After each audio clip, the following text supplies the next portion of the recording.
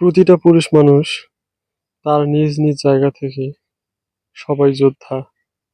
যারা সৈনিক তারা যুদ্ধ করে দেশের জন্য, কিন্তু অন্য সব পুরুষ তারা যুদ্ধ করে তাদের পরিবারের মানুষগুলোর জন্য, তাদের পরিবারের মানুষগুলোকে ভালো রাখার জন্য, দুই বেলা ভালো কিছু খাওয়ানোর জন্য, ভালো কিছু পড়ানোর জন্য।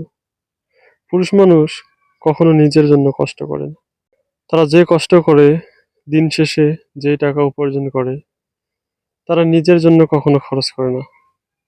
ভাবে এই টাকা দিয়ে তাদের পরিবারের মানুষগুলোকে কিভাবে ভালো কিছু খাওয়া যায়। তাদের চাহিদা পূরণ করার জন্য তারা কষ্ট করে, কিন্তু এই যোদ্ধাদেরকে কয়জনই মনে রাখে? দেখেন, নিরলস ভাবে একজন মানুষ কতটা পরিশ্রম করতেছে। এই পরিশ্রমের মূল্য কি? দিন শেষে এই মানুষগুলোই সবচেয়ে বেশি কাঁদে।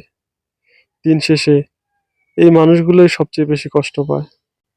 যে মানুষগুলোর জন্য যুদ্ধ করতেছে, কষ্ট করতেছে, সেই মানুষগুলোই তাদেরকে সবচেয়ে বেশি অবহেলা করে। এটাই হচ্ছে পুরুষ মানুষের জীবন। পুরুষ মানুষের জীবন এতটা সহজ নয়।